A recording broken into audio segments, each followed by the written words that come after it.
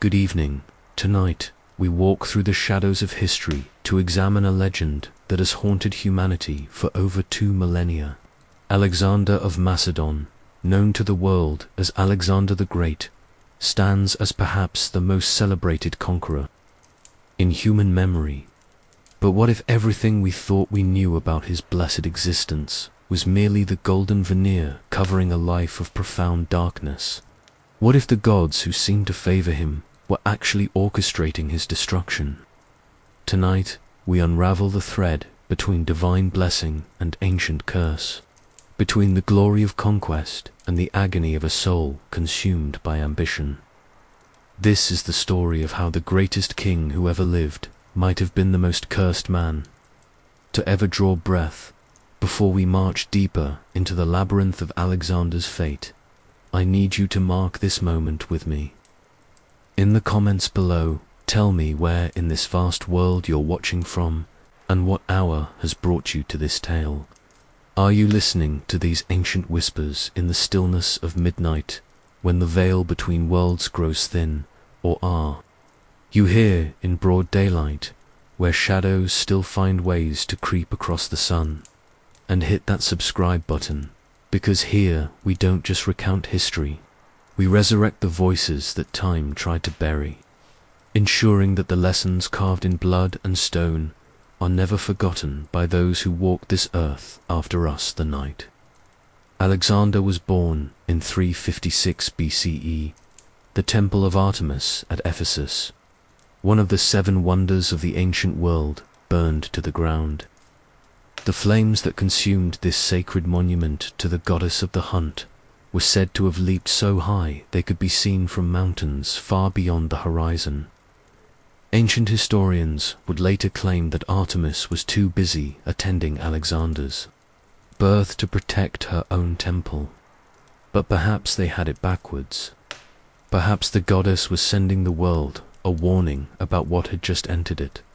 Picture that night in Pella, the Macedonian capital. Queen Olympias of Epirus lies in her birthing chamber, but this is no ordinary woman bringing forth a child. Olympias is a devotee of the snake cults, a practitioner of Dionysiac mysteries that would make the blood of civilized Greeks run cold. She keeps serpents in her bed, claiming they are sacred messengers from the gods. Her husband, Philip II of Macedon, has learned to sleep carefully around his wife's divine reptilian companions. The marriage between Philip and Olympias was political, but it was also something darker, a union that seemed to court the supernatural from its very beginning. As the child emerges into the world, lightning splits the sky above Macedonia. The midwives later swore they saw something unusual in the baby's eyes, something that seemed to look not just at them, but through them, as if the child could already see beyond the veil that separates mortals from gods. They were not entirely wrong. From his first breath, Alexander would live straddling 2 worlds, the human and the divine, never fully belonging to either. The omens surrounding his birth did not end with the burning temple. Philip's most trusted seer examined the child and declared that he would conquer Asia, but warned that his life would be brief and burn as intensely as a comet crossing the night sky. Olympias, holding her newborn son, smiled at the prophecy. She had already begun whispering to him stories of his divine parentage, tales that would either elevate him to godhood or drive him to madness. Perhaps both. In those first moments of life, as Alexander drew his initial breaths, the pattern was already set. Every triumph would come paired with loss, every victory shadowed by tragedy, every moment of divine favor balanced by an equal measure of suffering.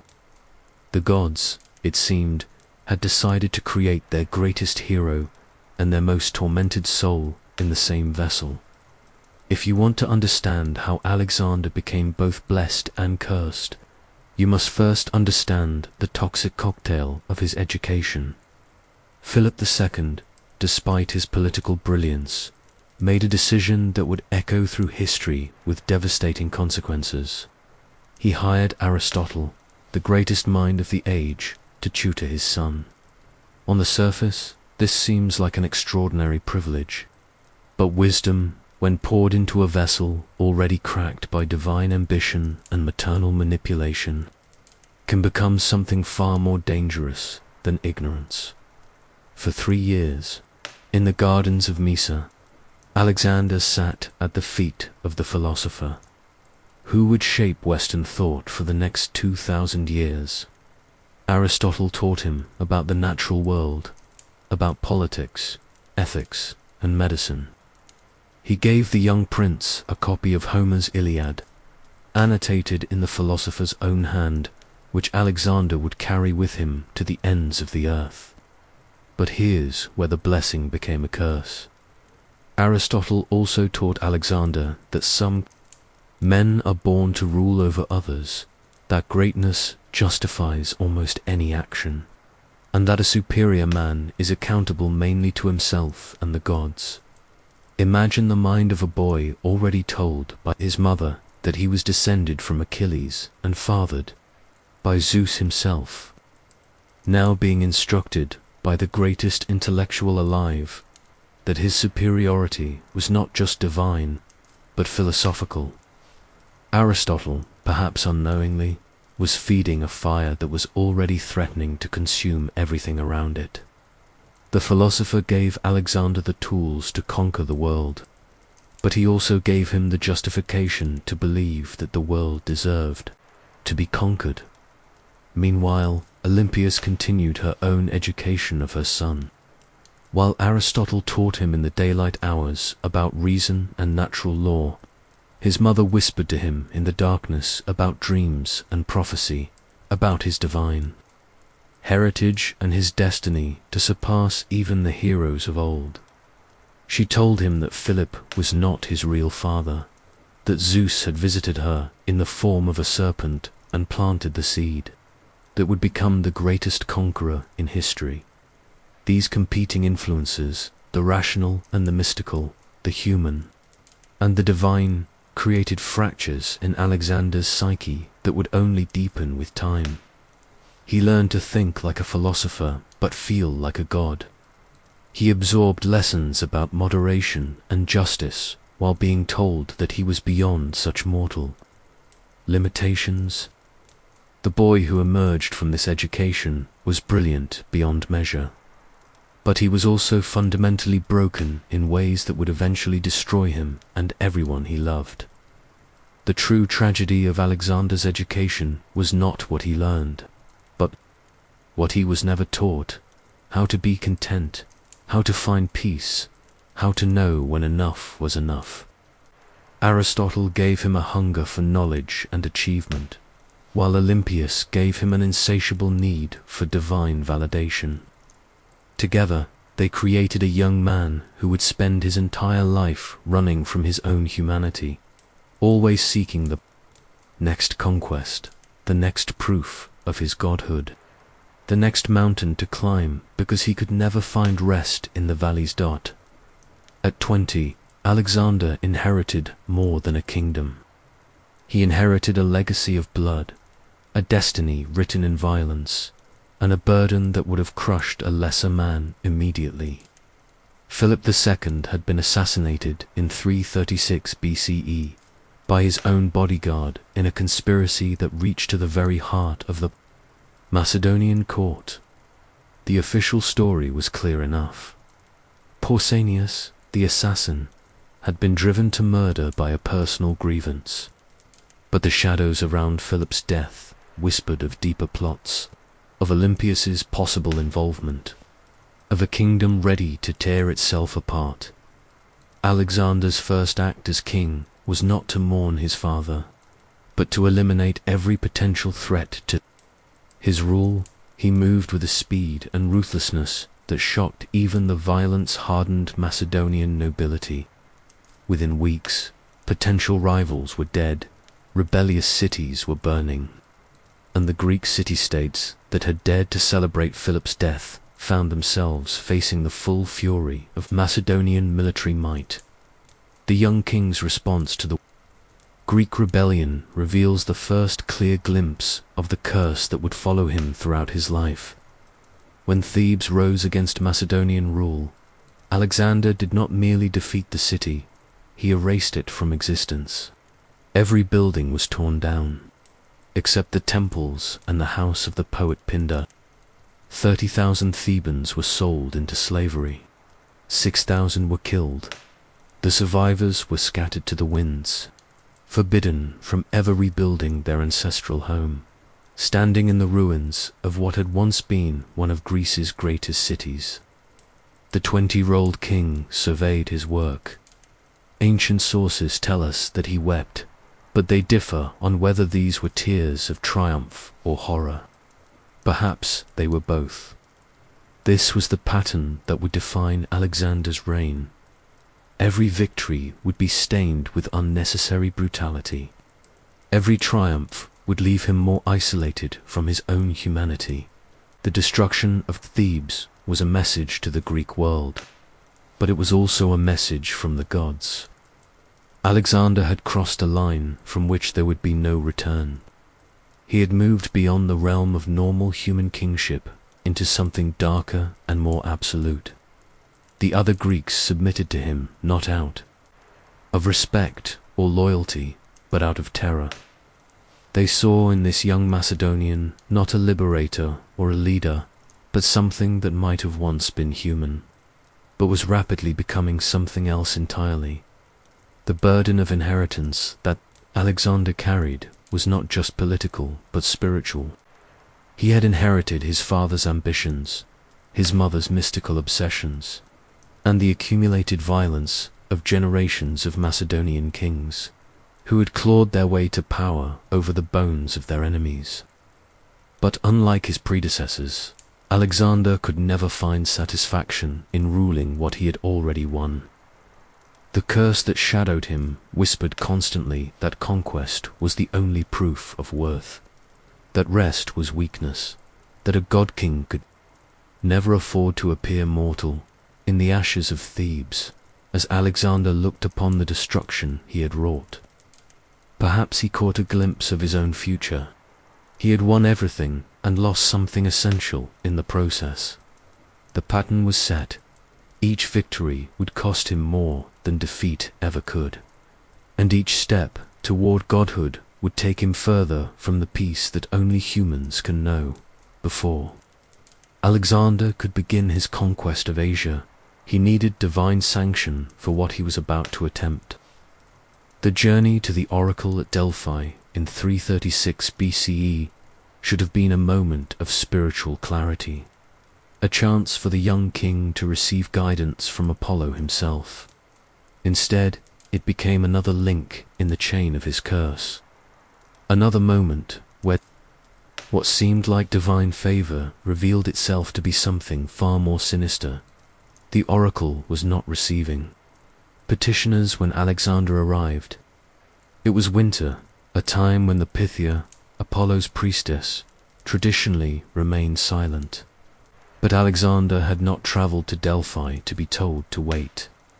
When the priestess refused to enter the sacred chamber, the king grabbed her by the arm and began dragging her toward the temple. "You are invincible," she cried out, desperate to escape his grip. Alexander released her immediately, smiling with the satisfaction of a man who had just received exactly what he came for. But think about this moment carefully. The oracle's words were not a prophecy freely given by the god, but a desperate exclamation torn from a frightened woman being physically forced toward a sacred space she was forbidden to enter. Was this divine confirmation of Alexander's destiny? Or was it simply human desperation in the face of royal violence? The ambiguity of this moment would haunt Alexander for the rest of his life. He chose to hear divine approval in the oracle's words, but part of him must have known that he had essentially forced her to tell him what he wanted to hear. This doubt would drive him to seek validation from every god, every oracle, every divine. sin he could find as he carved his path across the ancient world. He would never be able to silence the voice in his head that whispered that perhaps his greatest prophecy was nothing more than the fear of a woman trying to escape his grasp. The oracle at Delphi had traditionally offered cryptic wisdom to those who sought guidance. But Alexander's prophecy was different. There was no riddle to solve, no hidden meaning to unpack. "You are invincible" was clear and absolute. But absolute prophecies are dangerous things, especially for men who already struggle with the boundaries between human and divine. The oracle's words did not free Alexander from doubt. They enslaved him to an impossible standard. Every battle he fought, every city he besieged, every enemy he faced became a test of that divine promise. What made the prophecy truly cursed was not its content, but its cost. To remain invincible, Alexander would have to keep proving it, again and again, until the day he died. The oracle had given him not a blessing, but a burden, a divine imperative that would drive him to the edges of the known world and beyond, always seeking the next victory that would confirm what he desperately needed to believe about himself. As Alexander left Delphi that winter day, he carried with him words that seemed to promise unlimited triumph. But prophecies, especially those extracted by force, have a way of fulfilling themselves in unexpected ways. The young king was indeed invincible in battle, but victory in war and victory in life are not the same thing. The oracle had told him he could not be defeated, but she had said nothing about whether he could ever truly win. In 334 BCE, Alexander crossed the Hellespont with 35,000 men and a dream that would consume the world. As his ship approached the Asian shore, the young king stood at the prow and hurled a spear into the beach, claiming all of Asia as his prize. It was a moment of pure theater, a gesture designed to announce to gods and mortals alike that something unprecedented was about to begin. But as that spear pierced the earth, it also pierced the last barriers between Alexander and the abyss that would eventually swallow him. The first major battle of the Asian campaign at the Granicus River should have been a moment of pure triumph. Alexander personally led the cavalry charge, his bronze armor gleaming in the sun, his horse Bucephalus carrying him straight into the heart of the Persian line. When a Persian noble named Spithridates raised his sword to strike down the Macedonian king, Alexander's friend Cletus saved his life by cutting off the Persian's arm at the shoulder. Remember that name, Cletus. Remember that moment of salvation, because the threads of fate that the gods weave are never simple, and the man who saved Alexander's life at the Granicus would later die by Alexander's own hand, murdered in a drunken rage that would haunt the king for the rest of his days. Even in his first great victory, the seeds of future tragedy were being planted.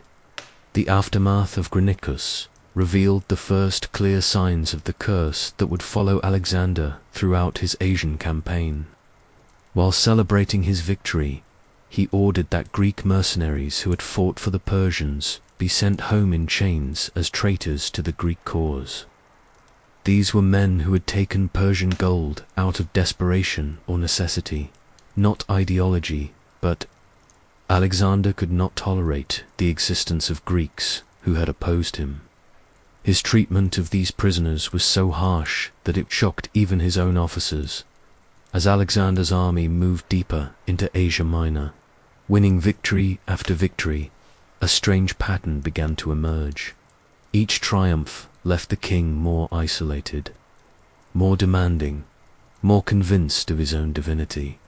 The easy victories over Persian forces only fed his growing belief that he was not merely favored by the gods, but was himself becoming divine. His letters home to his mother grew increasingly grandiose, filled with references to divine signs and supernatural events that validated his cosmic importance. The liberation of the Greek cities of Asia Minor should have been a cause for celebration. But even here, the curse revealed itself. The cities that welcomed Alexander as a liberator soon discovered that they had simply exchanged one master for another. The young king's idea of freedom was absolute submission to his will, and any city that dared to interpret liberation differently found itself facing the same fate as Thebes. The psychological transformation that began in these early months of the Asian campaign was perhaps the most tragic aspect of Alexander's curse. The young man who had crossed into Asia still retained some connection to his humanity, some memory of what it meant to be merely mortal. But with each victory, that connection grew weaker. The gods seemed to be confirming his divine status at every turn, and Alexander began to believe that the rules governing ordinary men no longer applied to him. By the time his army reached the ancient city of Troy, Alexander had already begun the ritual behaviors that would define the rest of his campaign. He sacrificed at the tomb of Achilles, claiming kinship with the legendary hero. He took armor from the temple of Athena that was said to have belonged to heroes of the Trojan War. He performed elaborate ceremonies designed to announce to the world that he was not just a conqueror but a figure of mythological significance. But even as Alexander played out his heroic fantasies among the ruins of Troy, darker currents were moving beneath the surface of his apparent success. The Persian king Darius III was gathering the largest army the world had ever seen, preparing to meet this Macedonian upstart in a battle that would determine the fate of two empires.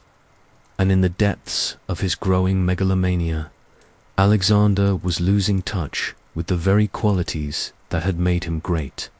His ability to inspire loyalty, to show mercy, to remember that even kings must remain human if they wish to avoid the fate that awaits all who try to become gods in the ancient city of Gordium.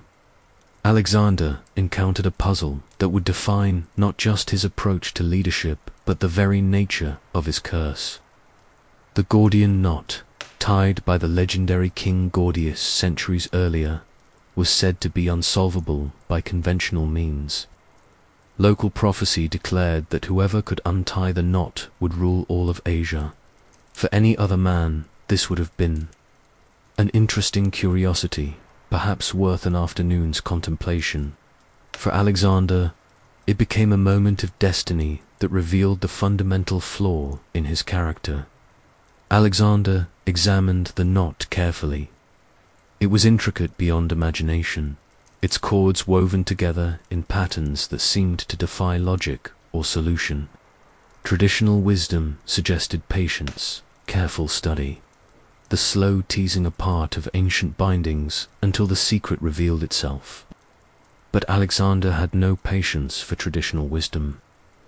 In a moment that has echoed through history, he drew his sword and cut through the knot with a single stroke. The crowd gasped. The prophecy was fulfilled, technically, but something vital was lost in that moment, something that Alexander would spend the rest of his life trying to recover. He had solved the puzzle, but he had destroyed it in the process.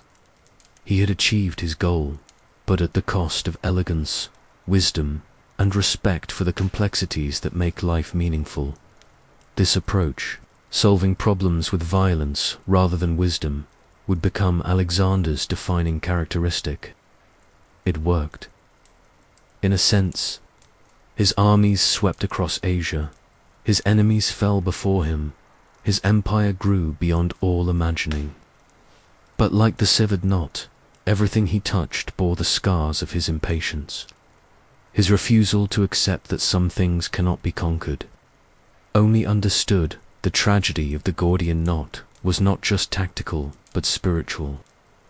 Alexander had been offered a chance to prove his worthiness through patience and intelligence. the qualities that would have made him a true king rather than merely a successful conqueror. Instead, he chose the path of force, and in doing so, he set a precedent that would govern every decision he made for the rest of his life.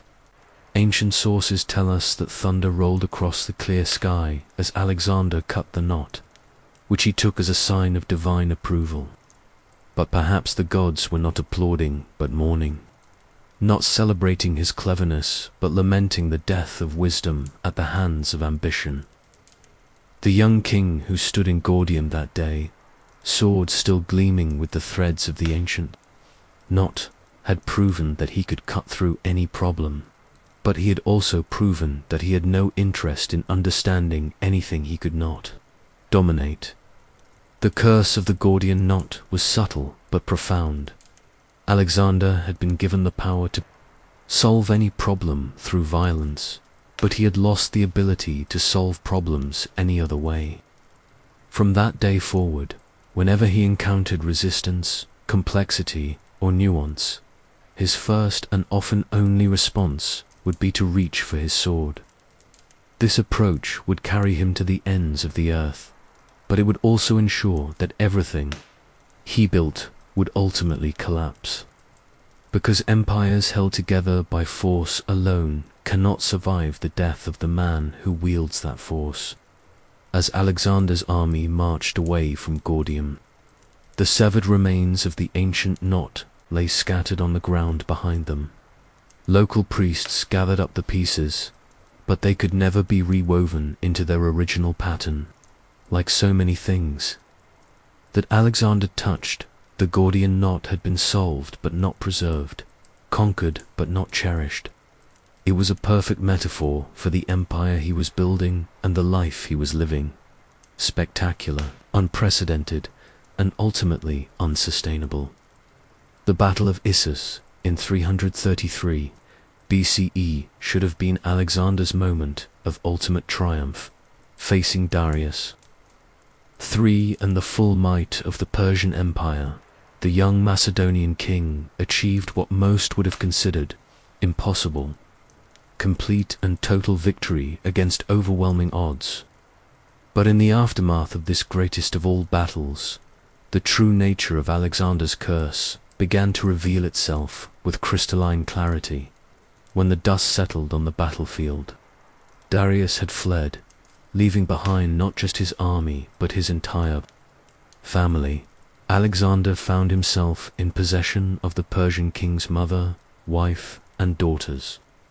Here was a moment that called for the kind of magnanimity that separates true kings from mere conquerors. And initially, Alexander seemed to rise to the occasion. He treated the royal women with respect and courtesy, earning praise from his own men and wonder from his Persian captives. But this moment of apparent grace carried within it the seeds of future torment. Among the Persian captives was Darius's wife, Statera, a woman of legendary beauty and dignity. Alexander, still young and perhaps still capable of something approaching normal human emotion, found himself powerfully attracted to her. But she was the wife of his greatest enemy, a woman whose husband he was actively trying to kill or capture. The internal conflict this created would be the first of many moments when Alexander's divine ambitions clashed destructively with his human desires. The aftermath of Issus also revealed another aspect of Alexander's growing curse: his inability to be satisfied by any victory, no matter how complete. He had just achieved what no Greek had ever accomplished, defeating the great king of Persia in open battle and seizing his entire war chest. But instead of celebration, Alexander felt only a gnawing hunger for more. Darius had escaped, which meant the victory was incomplete. The Persian Empire still existed, which meant his work was unfinished. The gods had given him everything, but it felt like nothing. This psychological pattern, the inability to find satisfaction in achievement, would define the rest of Alexander's life. Each victory would be diminished by the fact that someone, somewhere, had not yet submitted to his will. Each conquest would be poisoned by the knowledge that more conquests were still possible. The curse of unlimited ambition meant that no amount of success could ever be enough. The treatment of Persian prisoners after Issus also revealed the growing disconnect between Alexander's public persona and private reality. While he showed mercy to the royal family, the common soldiers who had fought for Darius were often treated with shocking brutality. Thousands were crucified or sold into slavery, their only crime being loyalty to their king. Alexander justified this cruelty as necessity, but his own officers began to note the increasing frequency with which their king found reasons to inflict suffering on those who could not resist him. Perhaps most ominously, Issus marked the first time that Alexander began to openly claim divine parentage in his official communications. Letters sent to Greek cities after the battle referred to him as the son of Zeus, not merely blessed by the gods, but literally descended from them. This was not just propaganda, but a reflection of Alexander's growing belief in his own superhuman nature. The young man who had crossed into Asia was disappearing, replaced by something that was neither fully human nor genuinely divine. The victory at Issus gave Alexander control of the eastern Mediterranean and access to the wealth of Asia, but it cost him something far more precious: his ability to see himself as part of the human community. From this point forward, he would increasingly see other people not as fellow human beings, but as obstacles to be overcome or tools to be used in his quest for divine validation. The curse that had followed him from birth was finally beginning to consume not just his enemies, but his own soul. The 7-month siege of Tyre in 332 BCE was the first time Alexander encountered an enemy that could not be intimidated, bribed, or defeated through conventional means. The island fortress, protected by the sea and defended by people who had nothing to lose, became the stage for a confrontation that would reveal the depths of cruelty that lurked beneath Alexander's divine pretensions. When the Tyrians refused to allow Alexander to sacrifice at their temple, they probably expected a brief siege followed by negotiations. They could not have imagined that their defiance would drive the Macedonian king into a frenzy of engineering and violence that would last most of a year and cost thousands of lives on both sides. Alexander's response to their refusal was not the calculated pragmatism of a military commander, but the rage of a god who had been insulted by mortals. The construction of the causeway from the mainland to the island of Tyre was an engineering marvel, but it was also an act of environmental and human devastation. Alexander demolished the ancient city of Old Tyre to provide materials, erasing centuries of history to serve his immediate needs. Local populations were enslaved to provide labor, their lives consumed in the dangerous work of building under constant enemy fire. The causeway itself became a monument not to human achievement, but to the lengths one man would go to satisfy his wounded pride. As the months dragged on, the siege began to transform both the besiegers and the besieged in disturbing ways. The Tyrians, facing certain death if their city fell, fought with the desperation of cornered animals. They poured molten metal on Macedonian soldiers, launched fireships against Alexander's siege engines, and even captured some of his men and tortured them to death in full view of the army. But it was Alexander's response to these provocations that revealed how far he had fallen from any recognizable standard of human decency. When some of his soldiers were captured and killed, he ordered that any Tyrian prisoners be crucified in sight of the city walls. When Tyrian diplomats came to negotiate, he had them butchered and their bodies thrown into the sea. The young king, who had once wept over the destruction of Thebes, was gone, replaced by something that seemed to feed on suffering. The psychological toll of the siege was evident in Alexander himself. His officers reported that he barely slept, spending his nights pacing the walls of the siege camp, muttering to himself about divine will and cosmic justice. He began to see omens and signs everywhere, interpreting every bird flight and cloud formation as messages from gods who were growing impatient with the delay. The rational, strategic mind that had served him so well in previous campaigns was being overwhelmed by something darker and more obsessive. When Tyre finally fell, the massacre that followed shocked even Alexander's battle-hardened veterans. 8,000 Tyrians were killed in the final assault, not in the heat of battle but in cold-blooded executions after the city had surrendered. 30,000 survivors were sold into slavery, their entire civilization erased to satisfy one man's need for absolute dominion.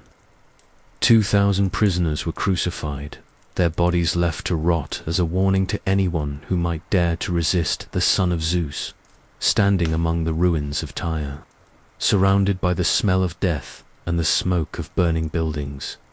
Alexander finally achieved the victory he had sought. He sacrificed at the temple that had been denied to him, but the ritual felt hollow even to him. The gods he claimed to serve seemed absent from this place of desolation. And perhaps for the first time, Alexander began to wonder if his divine mission was actually leading him away from the gods rather than toward them.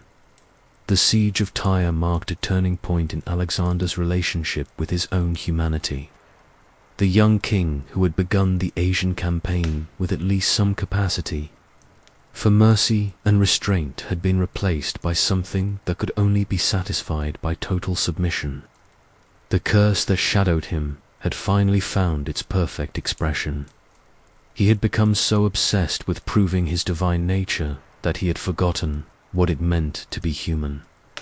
When Alexander entered Egypt in 331 BCE, he was welcomed not as a conqueror, but as a liberator. The Egyptians, who had chafed under Persian rule for centuries, saw the young Macedonian king as a gift from their gods. But Egypt would prove to be the most dangerous conquest of Alexander's career, not because of any military resistance, but because it offered him something far more seductive and ultimately destructive than mere victory. It offered him the chance to become a god. The Persian satrap Mazashies surrendered Egypt without a fight, and Alexander found himself in control of one of the ancient world's wealthiest and most mystically significant lands. The Egyptian priests, masters of political survival, quickly recognized that their best chance for favorable treatment lay in convincing Alexander that he was the reincarnation of their pharaohs. They were more successful than they could have imagined. At Memphis, the ancient capital, Alexander was crowned pharaoh in ceremonies that stretched back 3,000 years. The priests invested him with divine authority that went far beyond anything he had claimed in Greece or Asia Minor as pharaoh. He was not merely blessed by the gods, but was himself a god incarnate, the earthly vessel of divine will. For a young man already struggling with the boundaries between human and divine nature, this elevation was intoxicating and ultimately poisonous. The founding of Alexandria was supposed to be Alexander's gift to the world, a city that would blend Greek learning with Egyptian wisdom and become a beacon of civilization.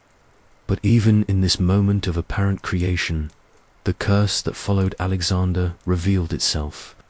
He chose the location for his city during one of his prophetic dreams, guided not by practical considerations of harbor and trade routes, but by visions.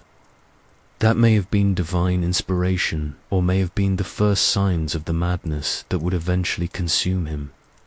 But it was Alexander's journey to the Oracle of Ammon at the Siwa oasis that would prove to be the most fateful decision of his entire campaign. The trek across the desert was dangerous enough, but the real peril lay in what Alexander hoped to find at the oasis. Final confirmation that he was indeed the son of Zeus. As his mother had always claimed, the journey to Siwa was marked by supernatural events that could have been divine intervention or could have been the hallucinations of men dying of thirst in the desert heat. Alexander's guides lost their way, and the army was saved only by the appearance of ravens that seemed to lead them to water. Violent sandstorms arose from nowhere and disappeared just as mysteriously. The king himself claimed to hear voices in the wind, speaking to him in languages he didn't recognize, but somehow understood. When Alexander finally reached the temple of Ammon, the priest greeted him with words that would echo through the remainder of his life. Welcome, son of Zeus. But what should have been a moment of spiritual triumph became the beginning of Alexander's final descent into the isolation that comes with claiming godhood. The oracle confirmed what Alexander desperately wanted to believe. But confirmation of divine status is also confirmation of separation from humanity. The content of Alexander's private consultation with the oracle was never revealed, but those who observed him afterward noted a fundamental change in his demeanor. The young king who had sought divine validation emerged from the temple as something else entirely. He began to demand prostration from his subjects, a practice abhorrent to Greeks but natural for those addressing a god. He started wearing the ram's horns of Ammon on his coins and in his official portraits, visual announcements of his divine parentage. The psychological impact of the Siwa oracle was profound and ultimately destructive. Alexander had sought divine confirmation to bolster his confidence, but what he received instead was a burden that no mortal mind could bear. The oracle had told him he was a god, but gods cannot have friends, only worshippers. Gods cannot experience human love, only adoration. Gods cannot find rest or satisfaction, only the eternal responsibility of divine rule. As Alexander left Egypt to continue his conquest of the Persian Empire, he carried with him not just the wealth and resources of the Nile Valley, but also a divine identity that would slowly poison every human relationship he had left. The curse that had followed him from birth had finally found its perfect form. He had gotten everything he thought he wanted, and it was destroying him from within. October 1st, 331 BCE, on the plains of Gaugamela, Alexander faced not just Darius and the Persian army, but destiny itself. This would be the battle that would make him master of the known world, or see him buried in the dust of Mesopotamia. What actually happened was somehow both. Alexander won everything and lost everything in the same terrible moment. The Persian army that faced Alexander at Gaugamela was the largest military force ever assembled in human history up to that point. Darius had learned from his previous defeats and had gathered not just Persians but Scythians, Indians, Arabs, and a dozen other peoples from across his vast empire. War elephants trumpeted on the flanks, scythed chariots gleamed in the morning sun, and the very ground seemed to tremble under the weight of 1,000,000 men preparing for battle. Alexander surveyed this host with the calm of a man who had already seen his victory in dreams. The night before the battle, while his men lay sleepless with anxiety, their king had slept so deeply that his bodyguards had to wake him at dawn. When asked how he could rest so peacefully before such a momentous battle, Alexander replied that the hard work was over. Darius had finally agreed to face him in open battle, which meant the war was already won. This confidence was not mere bravado, but a reflection of the psychological transformation that Egypt had completed in Alexander's mind. He no longer saw himself as a mortal commander, risking everything on the outcome of a single battle. He was the son of Zeus, executing the will of the gods against mere mortals who had dared to oppose divine destiny. This certainty gave him immense tactical advantages, but it also severed his last connections to the human experience of doubt, fear, and empathy. The battle itself unfolded like a deadly choreography that Alexander had been rehearsing his entire life. His cavalry smashed through the Persian left flank, while his infantry held the center against overwhelming odds. When a gap opened in the enemy line, Alexander led his companion cavalry in a charge that brought him face to face with Darius himself. For a moment, the fate of the world balanced on the edge of two spears, as king faced king in single combat. But Darius, unlike Alexander, was still human enough to feel fear.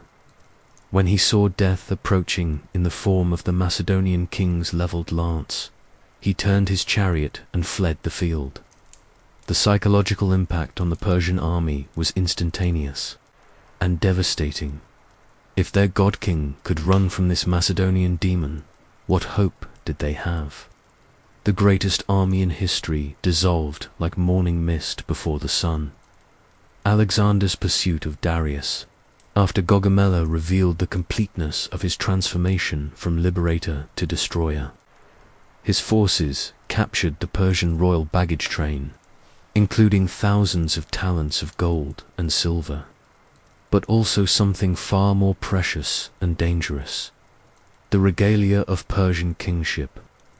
When Alexander donned the robes of the great king, he was not merely claiming political authority, but absorbing the mystical essence of absolute rule that had governed the Persian Empire for 2 centuries.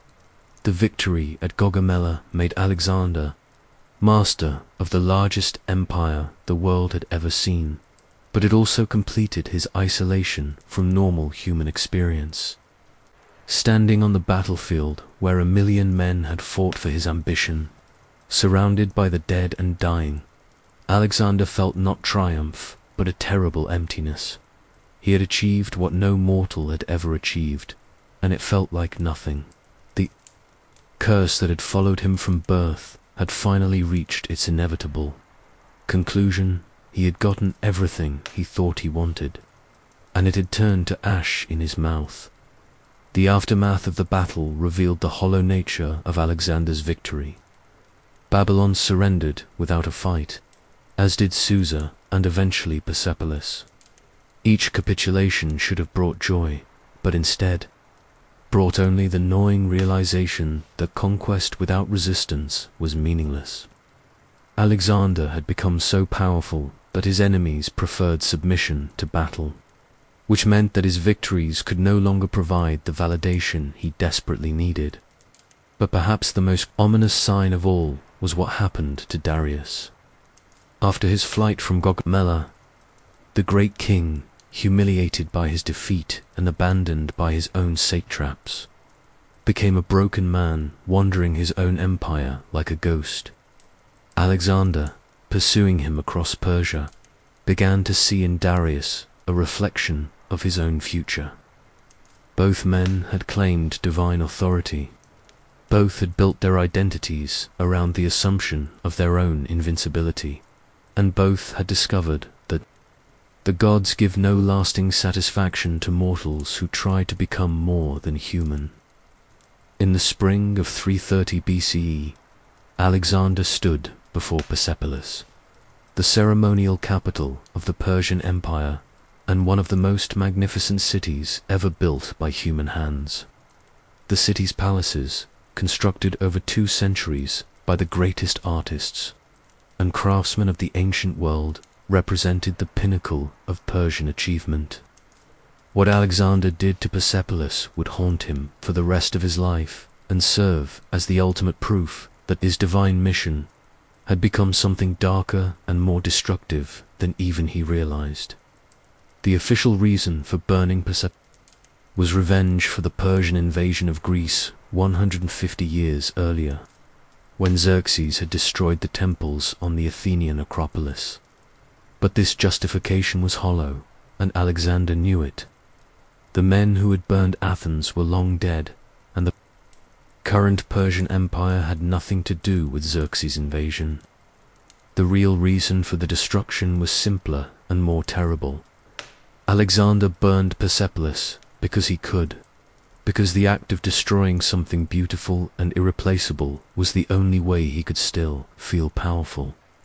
The night of the burning began as a celebration of victory, but transformed into something far darker. Alexander and his companions, including the Athenian courtesan Thais, drank heavily while debating what to do with the Persian palace complex. Thais, perhaps understanding Alexander's psychological needs better than his own generals, suggested that burning the palaces would be a fitting revenge for Xerxes' destruction of Athens. But her words were merely the match that ignited a fire that had been building in Alexander's soul for years. What followed was not a military action, but an act of vandalism on a cosmic scale. Alexander himself threw the first torch, setting fire to the palace of Xerxes. His companions followed suit, and soon the greatest architectural achievement of the Persian Empire was consumed in flames that could be seen for miles across the plain. The fire burned for days, destroying not just buildings but libraries, artworks, and cultural treasures that represented centuries of human achievement. As Alexander watched the flames consume Persepolis, contemporary accounts suggest that he experienced something approaching an epiphany of horror. The man who had spent his life seeking divine approval suddenly realized that gods do not destroy beauty, they create it. Devils destroy. Standing before the inferno he had created, Alexander may have glimpsed the truth about what he had become. Not a divine liberator, but a cosmic vandal. Not the son of Zeus, but the agent of some darker power that fed on destruction and suffering. The burning of Persepolis marked the point of no return in Alexander's psychological deterioration. His own historians, desperate to preserve their patron's reputation, claimed that he regretted the act immediately and tried to extinguish the flames. But the damage was done, not just to the city, but to Alexander's own soul. He had crossed a line that no truly divine being would cross, and somewhere in the depths of his consciousness, he knew it. The aftermath of Persepolis' destruction revealed the complete failure of Alexander's attempt to synthesize Greek and Persian culture. He had claimed to be a liberator, bringing Hellenic civilization to Asia. But what kind of liberation destroys the greatest achievements of the people being liberated? He had proclaimed himself the heir to both Greek and Persian traditions, but what kind of heir burns down his inheritance? The contradiction was so obvious that even his own men began to question whether their king was still sane. The psychological impact on Alexander was immediate and profound. After Persepolis, his behavior became increasingly erratic and paranoid. He began to see enemies everywhere, to interpret every setback as evidence of divine displeasure, to demand ever more extreme demonstrations of loyalty from his followers. The man who had burned the most beautiful city in Asia had also burned away the last remnants of his own humanity. But perhaps the most tragic aspect of the Persepolis affair was what it revealed about the nature of Alexander's curse. He had been driven to destroy something beautiful and irreplaceable not by necessity or even by rational revenge, but by a psychological compulsion he could no longer control. The gods had given him the power to do anything he wanted, but they had also cursed him with the inability to want anything that wasn't ultimately destructive. Standing in the ashes of Persepolis, Alexander had achieved perfect freedom, and it was indistinguishable from perfect damnation.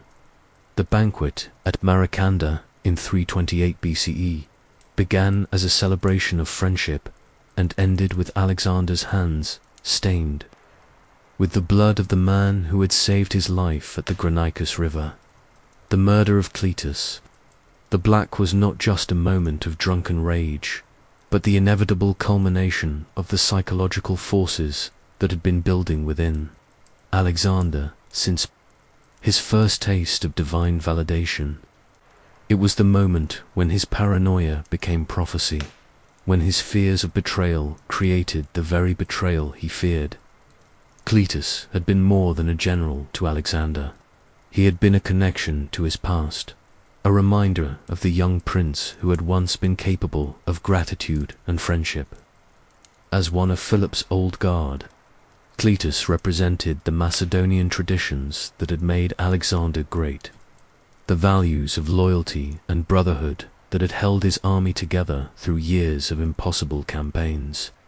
But those very qualities made him a target for a king who could no longer tolerate any reminder of his own mortality.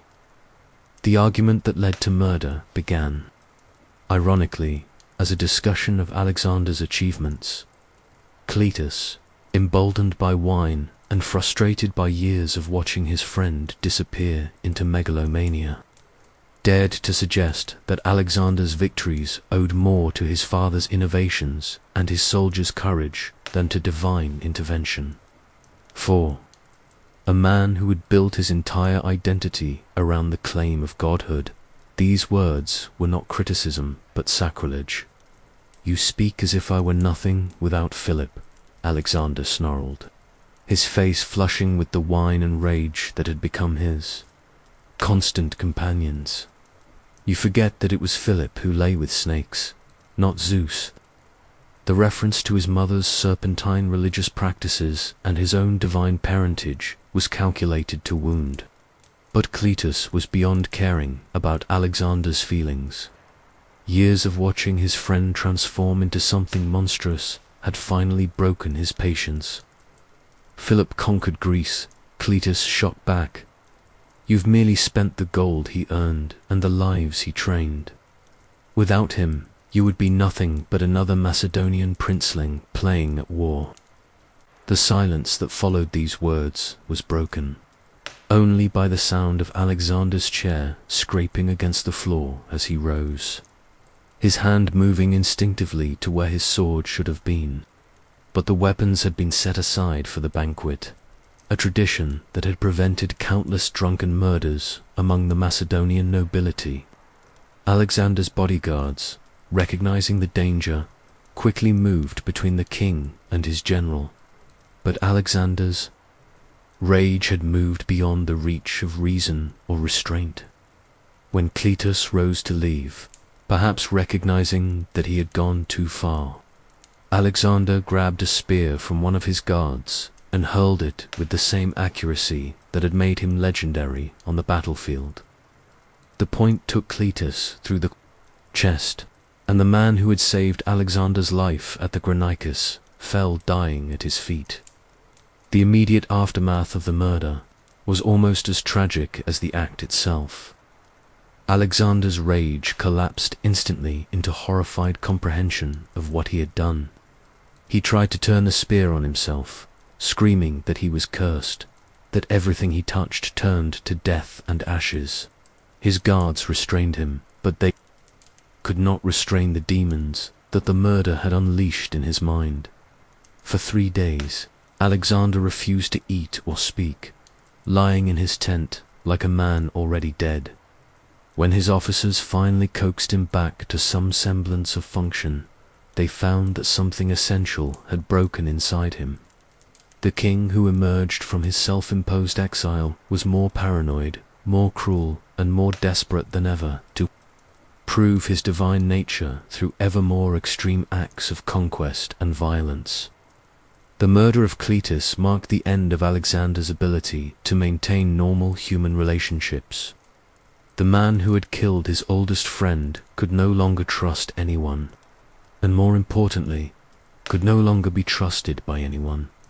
His remaining officers began to watch him carefully, not as loyal subordinates, but as men trying to determine whether their king was more dangerous to his enemies or to themselves. But the most tragic aspect of Cletus's death was what it revealed about the completeness of Alexander's transformation. The young man who had wept over the destruction of Thebes, who had shown mercy to Darius's family, who had once been capable of friendship and gratitude, was gone forever. In his place stood something that wore Alexander's face, but had lost everything. That had once made him human. The curse that had followed Alexander from birth had finally achieved its ultimate purpose.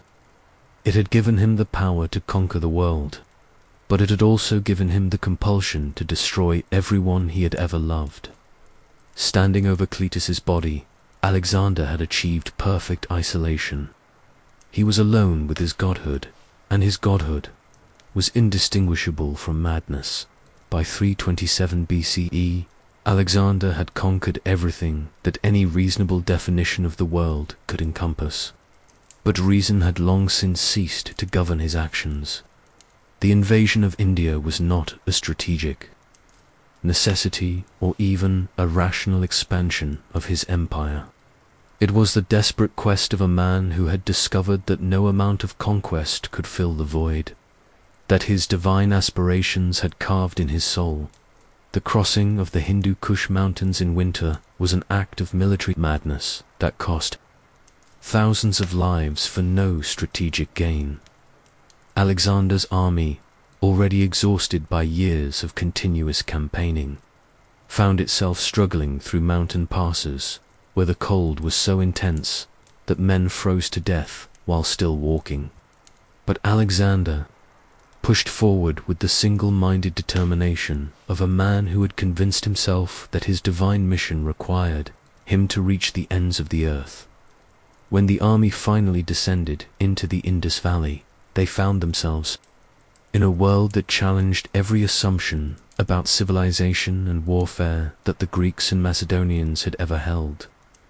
The Indian kingdoms they encountered were ancient beyond Greek comprehension, with philosophical and religious traditions that made Alexander's claims to divinity seem crude and simplistic. Worse yet, they were defended by armies that included war elephants, creatures that terrified even Alexander's veteran cavalry. The siege of Massaga and the other rock fortresses of the region revealed how completely Alexander's military genius had been corrupted by his psychological obsessions. Where once he had been a master of rapid, decisive campaigns, he now became bogged down in lengthy sieges that served no purpose. Beyond satisfying his compulsion to dominate every form of resistance he encountered, the mountain tribes he fought possessed nothing he needed and posed no threat to his existing empire. But they had committed the unforgivable sin of refusing to acknowledge his Gouda. It was during the Indian campaign that Alexander's followers began to desert him in significant numbers for the first time, not through military defeat or external pressure, but through the simple recognition that their king had become someone they no longer recognized or wished to follow. The young man who had once inspired such loyalty that his soldiers would follow him anywhere had been replaced by a tyrant who saw his own men as nothing more than instruments of his divine will. The battle against King Porus at the Hydaspes River in 326 BCE should have been Alexander's greatest triumph, a victory against seemingly impossible odds that would have cemented his legend forever. Instead, it became a hollow demonstration of how empty victory becomes when it serves no purpose beyond feeding an insatiable ego. Alexander defeated Porus, but the victory felt meaningless even to him because he had begun to realize that no external conquest could address the internal emptiness that was consuming him after the battle. Alexander's treatment of the defeated Indian king revealed the schizophrenic nature of his personality in these final years. He showed Porus honor and respect, even returning his kingdom to him as a vassal. But this mercy was not genuine magnanimity, but rather the calculated gesture of a man who was desperately trying to convince himself that he was still capable of noble behavior. The real Alexander was revealed in his treatment of captured common soldiers, who were often tortured and executed for the crime of loyalty to their own kings.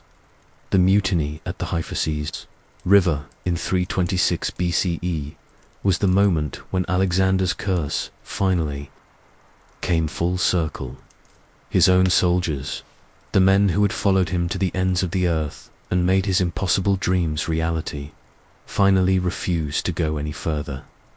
They had reached the edge of the world they knew, and they wanted to go home.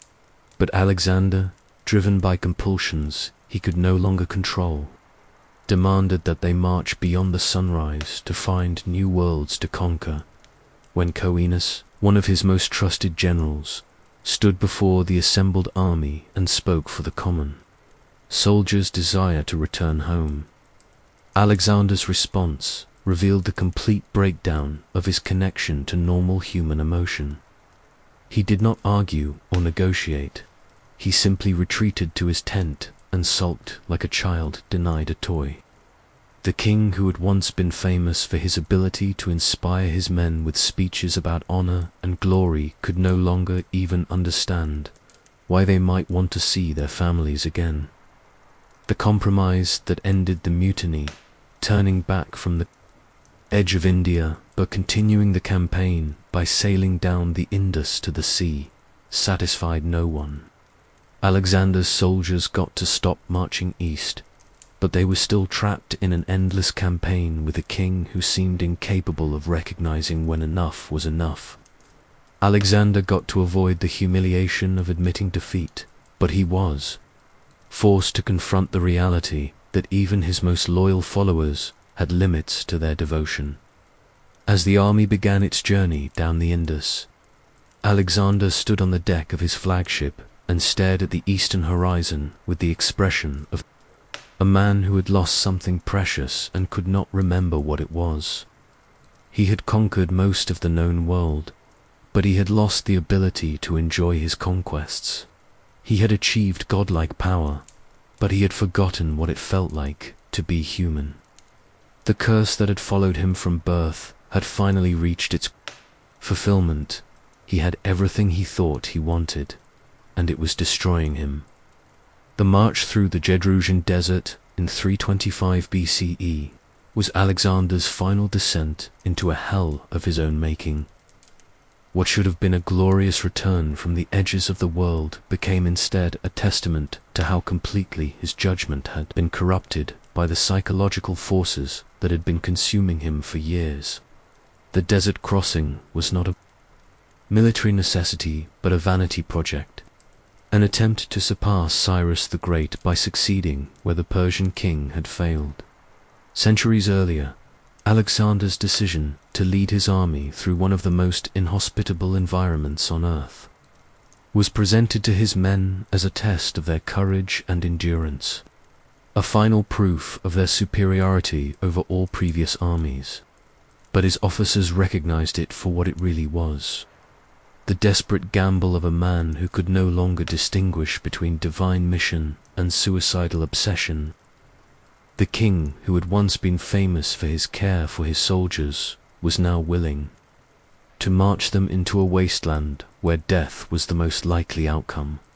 The Jedrosian Desert, known to the Persians as the Land of Death, stretched for hundreds of miles across what is now southern Iran and Pakistan. It was a place where the sun could kill a man in hours, and where water was more precious than gold. Ancient geographers warned that armies entering the desert simply disappeared, their bones scoured clean by sandstorms and scattered across dunes that shifted like the surface of a malevolent sea. From the first day of the march, It became clear that Alexander had led his army into a disaster of unprecedented magnitude. The guides he had hired proved unreliable, leading the army in circles while water supplies dwindled and men began to collapse from heat exhaustion. The baggage train, loaded with the treasures of India, became a burden that the army could no longer afford to carry. And gradually, the desert floor became littered with gold and silver abandoned by soldiers who would trade all the wealth of Asia for a single cup of water. The psychological impact of the desert crossing on Alexander was profound and disturbing. As his men died around him, his response was not grief or remorse, but an increasingly frantic insistence that their suffering was part of some divine plan that only he could understand. He began to see visions in the heat mirages, claiming that Zeus was speaking to him directly and promising that those who died in the desert would be granted a place among the heroes in the afterlife. The breakdown of military discipline during the desert crossing revealed how completely Alexander had lost touch with the realities of leadership. Officers who tried to suggest alternate routes or argued for rest stops were accused of cowardice and disloyalty. When men collapsed from exhaustion, Alexander refused to allow the army to stop, claiming that mercy to the weak was an insult to the gods who demanded absolute dedication from their servants. Perhaps the most horrific moment of the entire crossing came when the army's water supplies ran so low that Alexander was forced to choose between saving his soldiers and maintaining his divine image. When a small party of scouts returned with a helmet full of precious water, they offered it to their king with the expectation that he would share it among the dying. Instead, Alexander took the helmet and poured the water onto the sand in full view of his army, claiming that a god king could not drink when his men were thirsty, but also refusing to allow anyone else to benefit from the water that could have saved lives. This gesture, intended to demonstrate Alexander's divine nature and solidarity with his suffering troops, instead revealed the complete corruption of his moral sensibilities. A truly compassionate leader would have either drunk the water to maintain his strength for the good of the army, or divided it among the weakest soldiers. Only a man whose understanding of leadership had been completely distorted by megalomania could conceive of wasting precious water as a demonstration of virtue. By the time the remnants of Alexander's army staggered out of the Gedrosian desert, they had lost perhaps a quarter of their original strength. Thousands of veteran soldiers who had followed their king to the ends of the earth lay buried in unmarked graves beneath the shifting sands. The survivors were broken men, their loyalty to Alexander forever tainted by the knowledge that he had led them into hell not for any strategic purpose, but to satisfy his own psychological compulsions.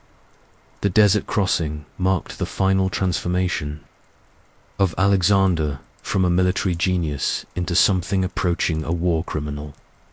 The man who emerged from the Gedrosian wasteland was no longer recognizable as the young prince who had inspired such devotion among his followers. He had become a creature of pure will and ambition, incapable of recognizing the humanity of those around him and completely consumed by his need to prove his divine status through ever more extreme demonstrations of his power over life and death. Standing on the edge of the Arabian Sea, looking back at the desert that had nearly destroyed his army, Alexander claimed victory over the elements themselves. But his officers saw something different in his eyes. The vacant stare of a man who had finally succeeded in becoming a god and discovered that godhood was indistinguishable from damnation. The last years of Alexander's life, from 324 to 323 BC, were a masterpiece of psychological horror, a demonstration of how absolute power combined with divine pretensions can transform a human being into something that is neither God nor man, but something far more dangerous than either. The king who returned from India and the Jedrosian desert was no longer the brilliant young conqueror who had crossed into Asia a decade earlier. He was a creature of pure paranoia, seeing enemies in every shadow and betrayal in every gesture. Of his remaining followers, the mass marriages at Susa in 324 BCE, where Alexander forced his officers to marry Persian noblewomen, were presented as a policy of cultural integration, but were actually something far more sinister. A desperate attempt by an increasingly isolated king to create bonds of loyalty that could not be easily broken. Alexander understood, with the clarity that comes from complete moral corruption, that his followers no longer served him out of love or loyalty, but out of fear. The marriages were hostages in silk and gold, designed to ensure that his officers could not rebel without endangering their new families. But even this calculated cruelty could not address the fundamental problem that had come to define Alexander's existence. He could no longer trust anyone because he had become someone who could not be trusted by anyone. The man who had murdered Cletus in a drunken rage, who had led his army through the desert for no reason beyond personal vanity, who had burned Persepolis out of spite, was now surrounded by men who served him only because the alternative was death. The conspiracy of the pages in 327 BCE had been a warning sign that Alexander chose to ignore. When a group of young Macedonian nobles, the sons of his own officers, plotted to assassinate him during a hunt, Alexander's response was not to examine what might have driven these young men to such desperation, but to execute them and anyone else who might have had knowledge of the plot. The message was clear. Even the children of his most trusted followers were potential enemies who deserved death for the crime of seeing him clearly. The revolt of his veterans at Opis in 324 BC was perhaps the most heartbreaking moment of Alexander's final years. These were the men who had followed him across 3 continents, who had made his impossible dreams reality through their blood and sacrifice, when they dared to ask for discharge and the right to return home to Macedonia. Alexander's response was to accuse them of cowardice and treason. He discharged them all, not as a generous reward for their service, but as a punishment for their disloyalty, and replaced them with Persian troops who had no emotional connection to the Macedonian traditions that had once made his army invincible. The speech Alexander gave to his mutinous veterans at Opis revealed the complete breakdown of his connection to normal human emotion. Instead of gratitude for their years of service, he offered them only accusations and contempt. Instead of understanding their desire to see their families again, he saw only ingratitude for the divine privileges he had granted them by allowing them to serve in his army. The young king, who had once wept over the death of his horse Bucephalus, could no longer comprehend why his soldiers might want to die in their own beds rather than on foreign battlefields. But it was Alexander's treatment of Hephaestion's death in 324 BCE that provided the most chilling glimpse into the abyss that his soul had become. Hephaestion had been more than Alexander's lover. He had been the last human being on earth capable of relating to Alexander as a person rather than as a king or a god. When fever took Hephaestion at Ecbatana, Alexander's grief was so extreme that it transcended normal human emotion and became something closer to cosmic rage. Alexander's response to Hephaestion's death was not mourning but a systematic campaign of violence against anyone and anything that reminded him of his loss. He executed the physician who had failed to save his lover, razed cities that had the misfortune to celebrate festivals while he was grieving, and began planning military campaigns whose only purpose was to create enough death and destruction to match the emptiness in his own soul. The deification of Hephaestion was the final proof that Alexander had completely lost touch with any recognizable form of humanity. He declared his dead lover a god, built temples in his honor, and demanded that the entire empire worship at shrines dedicated to his memory. But this was not love, but necrophilia on a cosmic scale, the desperate attempt of a man who had forgotten how to feel normal human emotions to create a synthetic divinity that might fill the void where his heart had once been. As Alexander prepared for his planned invasion of Arabia in 323 BCE, those closest to him could see that he was no longer planning military campaigns but elaborate forms of suicide. The man who had once conquered the world through brilliant strategy and inspirational leadership was now driven by nothing more than the need to create enough chaos and destruction to silence the voices in his head that whispered constantly of his failures, his crimes, and his essential emptiness. The final irony of Alexander's paranoia was that it became self-fulfilling prophecy. His inability to trust anyone eventually created the very conditions that made betrayal inevitable. By the spring of 323 BCE, there were men in his inner circle who genuinely believed that the world would be better off without Alexander the Great, not because they were traitors, but because they had come to recognize that their king had become a force of pure destruction that threatened to consume everything it touched. On June 13th, 323 BCE, in the sweltering heat of a Babylonian palace, Alexander the Great died at the age of 32.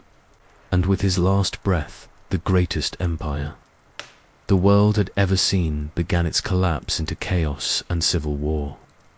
But the manner of his death, mysterious and agonizing, serves as the final proof that the gods who had seemed to favor him throughout his life had actually been orchestrating his destruction from the very beginning. The circumstances surrounding Alexander's final illness have puzzled historians for over 2 millennia. The fever that consumed him developed suddenly, after a banquet hosted by his friend Medius, and progressed with a rapidity that seemed almost supernatural. Within days, the man who had survived countless battles, assassination attempts, and the hardships of campaigns that had killed thousands of his followers was reduced to a delirious wreck, burning with fever and raving about enemies who existed only in his tortured imagination. Some of Alexander's contemporaries believed he had been poisoned, and the symptoms of his final illness do bear striking resemblances to certain plant and mineral toxins known to the ancient world. But whether the poison was administered by human enemies or by the gods themselves matters less than what his death revealed about the life he had lived. Alexander died as he had lived in his final years, alone, paranoid, and consumed by forces he could no longer control. The delirium that accompanied Alexander's final fever provided a horrifying window into the state of his mind in those last months.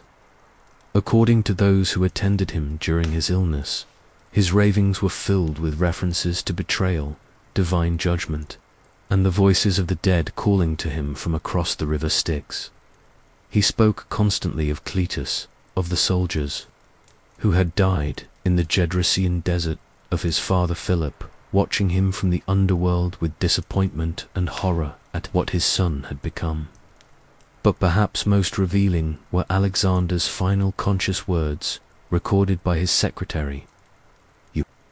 When asked to whom he was leaving his empire, Alexander whispered to the strongest. This was not a considered decision about succession, but the final admission of a man who had spent his entire adult life trying to prove his strength and had discovered that strength without wisdom, power without compassion, and victory without purpose are ultimately meaningless.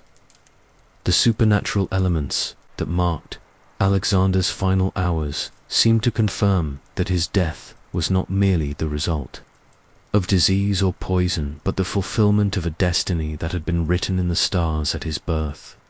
The palace birds that had always sung at dawn fell silent on the morning he died.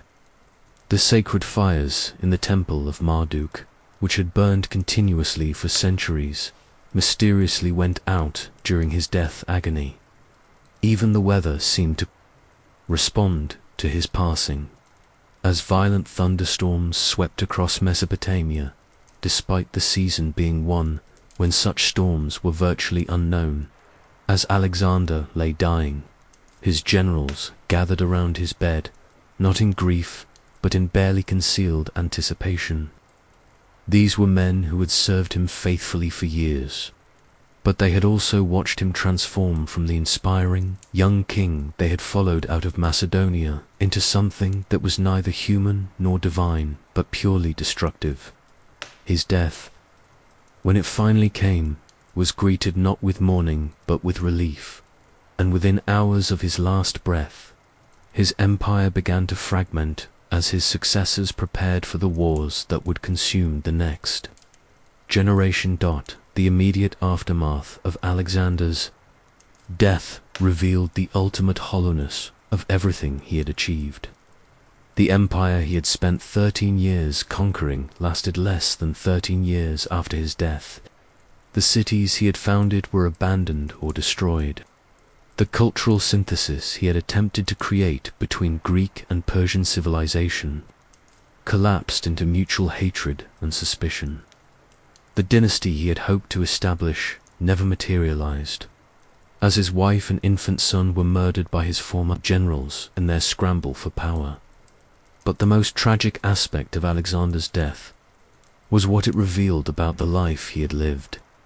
Here was a man who had achieved everything that mortal ambition could conceive. He had conquered most of the known world, had been worshipped as a god by millions of people, had accumulated wealth beyond imagination, and had left his mark on history in ways that would echo through the millennia. Yet he died alone, friendless, and consumed by psychological forces that had reduced him to a shadow of the brilliant young prince who had once dreamed of bringing civilization to the barbarian world. The curse that had followed Alexander from birth had finally achieved its ultimate purpose. It had given him unlimited power over the external world, while systematically destroying his internal capacity for happiness, peace, or satisfaction. He had become the most successful man who ever lived, and simultaneously the most tragic, a demonstration of the truth that the gods give mortals exactly what they ask for, knowing that mortals never understand the true cost of their desires until it is far too late to change course.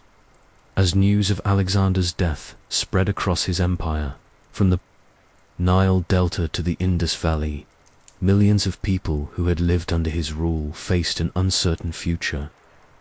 But perhaps none faced a fate as terrible as Alexander himself, who had achieved immortality through his conquests, only to discover that immortality could be a curse rather than a blessing, ensuring that his failures and crimes would be remembered as vividly as his triumphs for as long as human civilization endured. The wars that erupted immediately after Alexander's death were not merely political conflicts, but a cosmic unraveling, the inevitable consequence of trying to build an empire on the foundation of one man's divine pretensions, rather than on institutions that could survive his mortality. Within a year of his death, his empire was being torn apart by the very men who had helped him create it, each claiming to be his true heir, while demonstrating through their actions that they had learned nothing from witnessing his transformation from hero to monster. The murder of Alexander's family was perhaps the most damning indictment of the legacy he left behind. Roxanne, his Bactrian wife, and their infant son, Alexander IV, were killed not by foreign enemies, but by Cassander, the son of Alexander's own regent, Antipater. Olympias, the mother who had filled Alexander's head with dreams of divine parentage, was stoned to death by Macedonian soldiers who blamed her for the corruption of her son. Even Bucephalus, Alexander's legendary warhorse, did not long survive his master, dying of wounds and exhaustion in India. A fitting metaphor for how everything Alexander touched was ultimately consumed by his ambitions. The cultural synthesis that Alexander claimed to champion died with him, revealed to have been nothing more than a thin veneer of propaganda over a fundamentally exploitative relationship between conqueror and conquered. The Greek cities he had founded in Asia were abandoned by their populations within generations, while the Persian and Indian cultures he had supposedly come to liberate reasserted their independence with a violence that spoke to years of suppressed resentment against Macedonian rule. But perhaps the most tragic aspect of Alexander's legacy was what happened to the men who had followed him most loyally.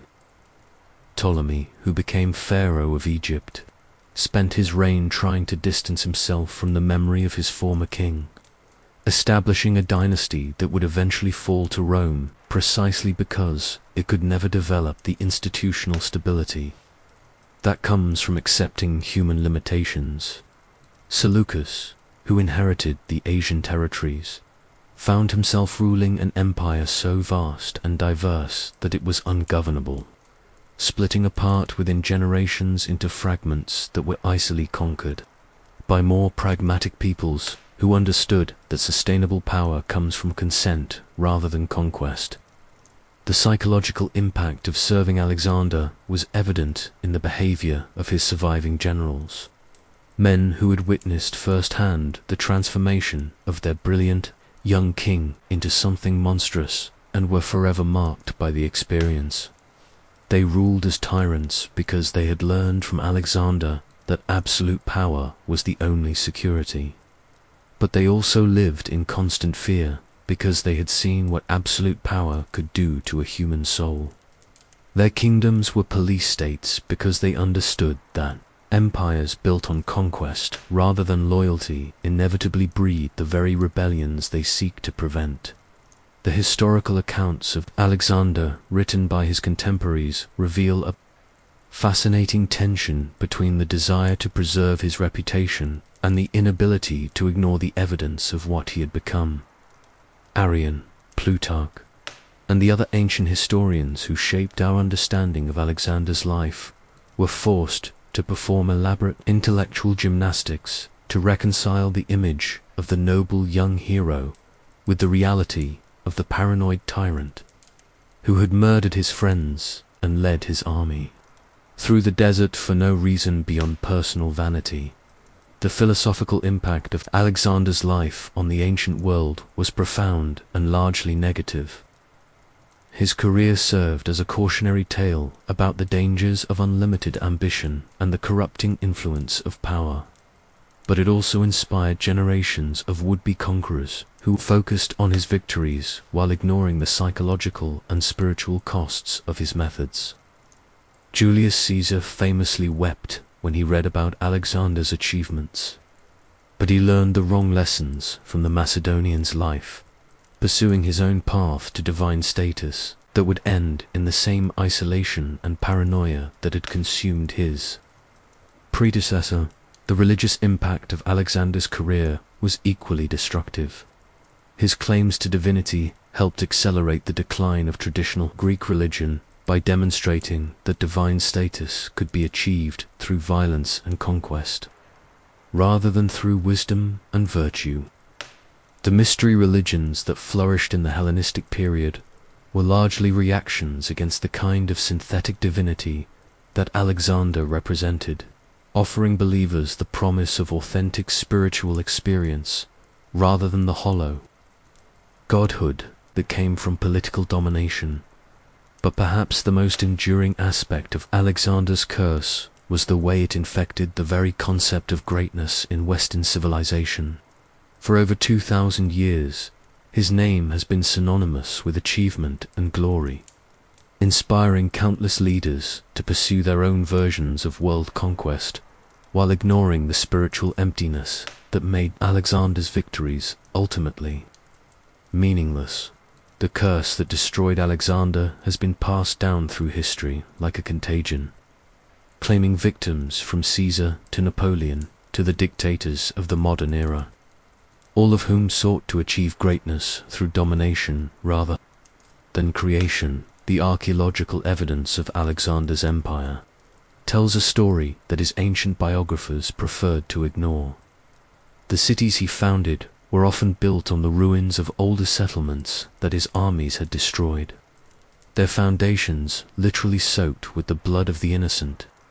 The cultural artifacts that survived his passage bear the marks of violence and haste, suggesting an empire that was always more concerned with conquest than with the patient work of building sustainable institutions. The economic legacy of Alexander's conquests was similarly destructive. The massive amounts of Persian gold that he looted and distributed throughout the Mediterranean world created inflation and economic instability that persisted for generations. The slave markets of the ancient world were flooded with captives from his campaigns, creating a labor system so dependent on human misery that it contributed to the eventual collapse of classical civilization.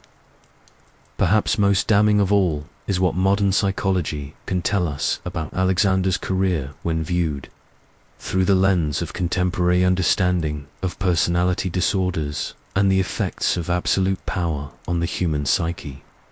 The progression from the idealistic young prince to the paranoid tyrant follows patterns that are now well understood by mental health professionals, suggesting that Alexander's transformation was not the result of divine intervention, but of predictable psychological processes that could have been prevented.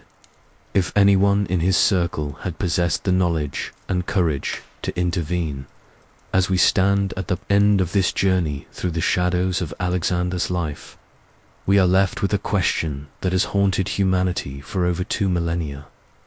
Was Alexander the Great a hero cursed by the gods, or was he a monster who created his own hell through choices that revealed the fundamental corruption of his character? The answer, like so much else about Alexander's story, is both more complex and more terrible than either simple interpretation would suggest. The evidence for Alexander as a cursed hero is substantial and compelling. Born under ominous signs, raised by a mother who filled his head with impossible expectations, educated by philosophers who taught him that superior men were accountable only to themselves and the gods, he seemed destined from birth to attempt something beyond human limitations.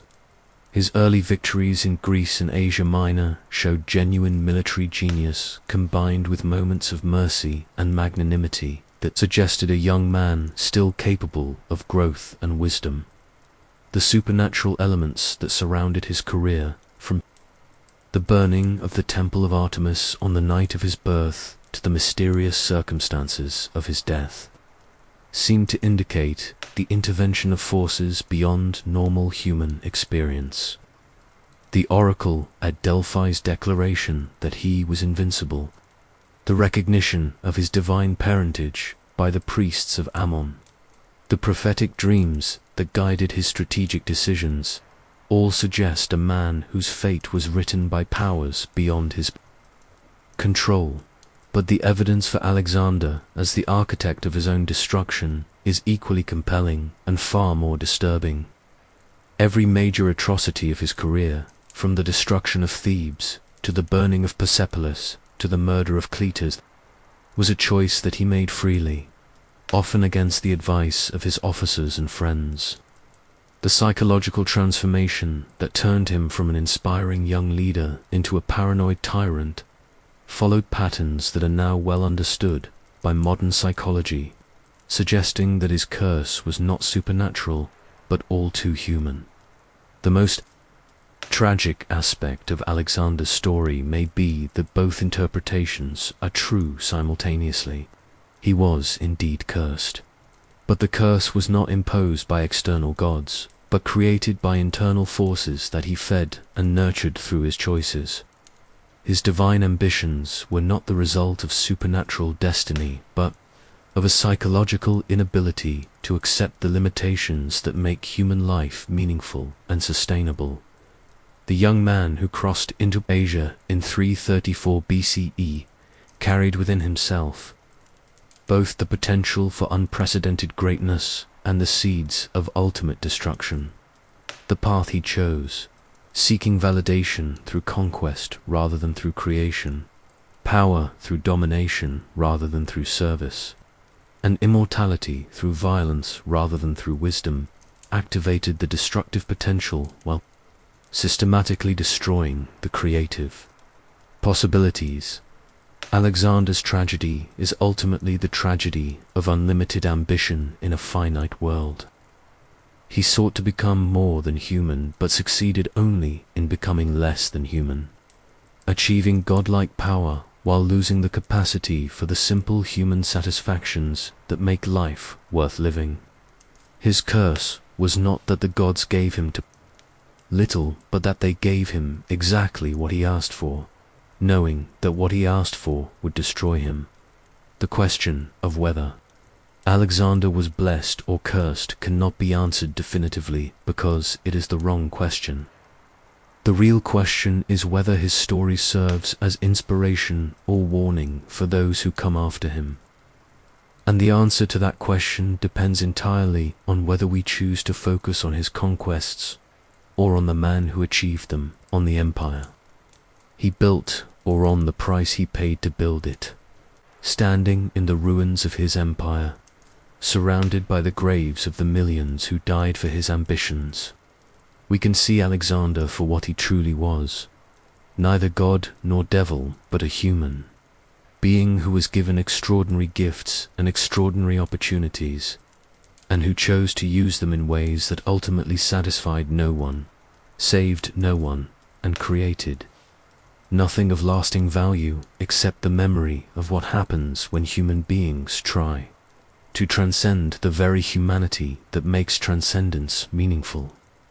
The curse that destroyed Alexander continues to claim victims today, in every leader who confuses power with greatness, in every nation that seeks security through conquest, in every individual who believes that the rules governing ordinary mortals do not apply to them. His story is not ancient history, but contemporary warning, not the tale of a distant hero, but the mirror in which we can see our own potential for both greatness and destruction. Tonight, we have walked through the labyrinth of one man's transformation, from hero to cautionary tale, from blessed prince to cursed king, from human being to something that was neither mortal nor divine, but simply empty. The story of Alexander the Great is not just ancient history, but eternal psychology. Not just the account of one man's rise and fall, but the blueprint of how unlimited ambition in a finite world inevitably becomes unlimited destruction. As you sit wherever you are in this vast world, in whatever hour has brought you to this story, consider the whispers that echo across the centuries from the ruins of Alexander's empire. They speak not of glory or conquest, but of the price that must always be paid when human beings attempt to become gods. When the pursuit of greatness becomes indistinguishable from the pursuit of power, when the desire for immortality leads to the systematic destruction of everything that makes mortality precious, the curse that followed. Alexander, from his birth to his death, was not imposed by jealous gods, but created by choices that seemed rational in the moment, but accumulated over time into something monstrous. Every victory that he achieved through cruelty rather than justice, every problem that he solved through violence rather than wisdom, every relationship that he sacrificed to his ambitions, added another link to the chain that would eventually strangle everything he claimed to love. The young prince who dreamed of bringing civilization to the barbarian world became the barbarian. who brought destruction to the civilized world. The student of Aristotle who learned about ethics and moderation became the tyrant who recognized no law but his own will. The son who wept at his father's funeral became the king who murdered his friends in drunken rage. This transformation was not the result of supernatural intervention, but of psychological processes that are as predictable today as they were 23 centuries ago. Alexander's story endures not because it inspires us to seek our own versions of world conquest, but because it warns us about the costs of confusing achievement with fulfillment, power with happiness, and dominion with love. His empire crumbled because it was built on fear rather than loyalty. His relationships withered because he valued submission more than friendship. And his soul was consumed because he sought validation from external conquest rather than internal peace. The archaeological evidence of Alexander's passage across the ancient world reads like a catalogue of human suffering. Cities destroyed, populations enslaved, cultures obliterated, and environments devastated in service of one man's need, to prove his divine status to gods who were never listening. The golden artifacts in our museums and the romantic stories in our histories cannot erase the reality that Alexander's greatness was purchased with an ocean of blood and tears that continues to stain human memory. But perhaps the most chilling aspect of Alexander's legacy is how little we have learned from his example. Every generation produces its would-be Alexanders, men and women who look at his conquests and see inspiration rather than warning, who focus on his victories while ignoring the emptiness that those victories created in his soul. The curse that destroyed the Macedonian king continues to claim new victims, proving that the gods' most effective punishments are the ones that their victims choose for themselves. As we close this examination of Alexander's cursed life, remember that greatness and destruction are not opposites, but often synonymous. That the path to godhood frequently leads through the wasteland of lost humanity, and that the price of unlimited ambition is always paid by someone, even if that someone is the person who thought they were achieving everything they ever wanted. The ruins of Babylon still stand in the Iraqi desert, and sometimes, when the wind blows across the ancient walls where Alexander died, visitors report hearing sounds that might be the whisper of wind through broken stone, or might be something else entirely, the echo of a young king's last breath, carrying across the centuries the final realization that he had conquered the world and lost everything that made conquest worthwhile. In the end, Alexander the Great was neither blessed nor cursed, but simply human, and his tragedy was that he spent his entire life running from that essential truth, seeking in divine status the peace and satisfaction that can only be found in accepting the limitations that make human life precious, meaningful, and ultimately great in ways that no amount of conquest can ever achieve. The gods did not curse Alexander. He cursed himself, and in doing so, he left us a story that is both magnificent and terrible, inspiring and cautionary, eternal and immediate. It is the story of what happens when human beings are given everything they think they want, and it whispers to us across the centuries the most ancient and essential of all truths. Be careful what you wish for, because the gods are always listening, and they have a sense of irony that extends far beyond human understanding. Good night, and may you find in Alexander's story not a template for your own ambitions, but a mirror for examining the true costs of greatness, and may you choose a path that leads not to the lonely peaks of divine power, but to the valleys where human connection, genuine achievement, and lasting peace can still be found by those wise enough to know that being human is not a limitation to be transcended but a gift to be cherished.